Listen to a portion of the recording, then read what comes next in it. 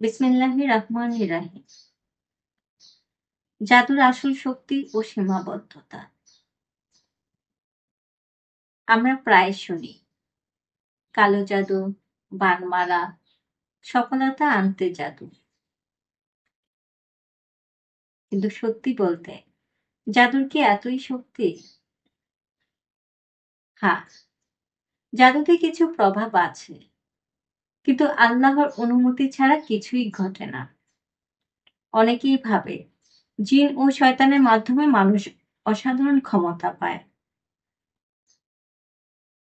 আল কোরআনের আয়াত। কিন্তু কোরআনে স্পষ্ট বলা হয়েছে তারা কাউকে ক্ষতি করতে পারে না যদি না আল্লাহ চান।